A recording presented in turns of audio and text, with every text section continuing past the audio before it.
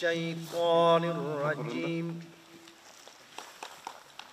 بسم الله الرحمن الرحيم Kudaydım buyruğu. Har kim gele şehit ketkendi buyura berbeydi. Biz kol salıp barıp ölgön jok. Bizge kol salıp kelip ölgöndөн keyin Kuday sözsüz bulardı şehit getirdi. Şehit kılıp berdi.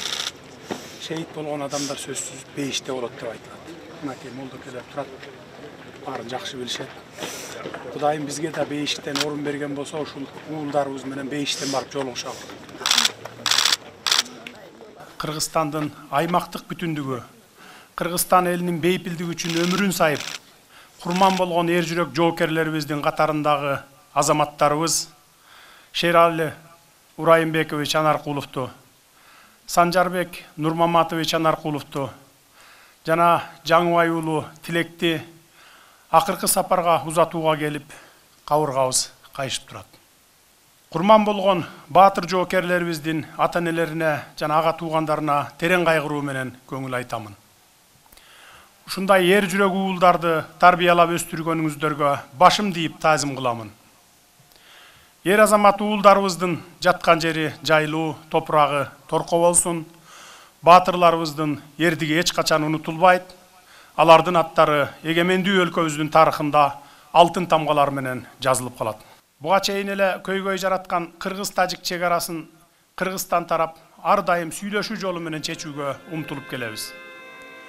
Деги эле кыргыз эли эч качан бирөөнүн жерине көз артып, кандай жол менен болсо да басып алайын деген эл эмес. Ал эми кылымдардан бери коңшу жашап келе жаткан тажик элинин башында тургандар чек ара маселесин тынчтык жолу менен чечүүнүн ордуна алдын ала чагымчыл план түзүп, бир эле учурда бир нече жерден чабуул жасап, маселени агрессия жолу менен чечип, жерлерин басып эле алабыз деген арам ой менен Кыргызстанга кол салышты. Ал тургай чек арадан алыс жайгашкан облустун жүрөгү Баткен шаарындагы реактивдүү куралдар менен аткылашты. Өрүк зарылуу Баткен жергебизге бүлүк салды. Бейпил жаткан элибиздин башына караң күн түштү. 100 миңдеген элибиз туруктуу конушунан козголуп, кооптуу аймактарга кетүүгө аргасыз болду. Бирок Кырам Манас атабыздын урпактары ата журттун топурагын көркөөлөргө тепселетпейбиз деп, Баткен жерине оор техникалар менен бастырып кирген баскынчыларга татыктуу жооп кайтарды. Тикесинен тик туруп, аскери техникаларынын ташталканын чыгарып жергебизден артка кууп чыгышты. Биз жамы кыргыз журтчулугу үчүн мааниси терең, Кыргызстанга расмий иш сапар менен келген чет өлкөлөрдүн жетекчилери келип урмат кылып, баш ие турган мына ушул ата бейитке Баткен чегин коргоп жатып курман болгон баатырларыбызга арнап эстелик монумент тургузабыз. Бул монументке чек арабызды коргоп жатып курман болгон жоокерлерибиздин бардыгынын ысымдары киргизилет.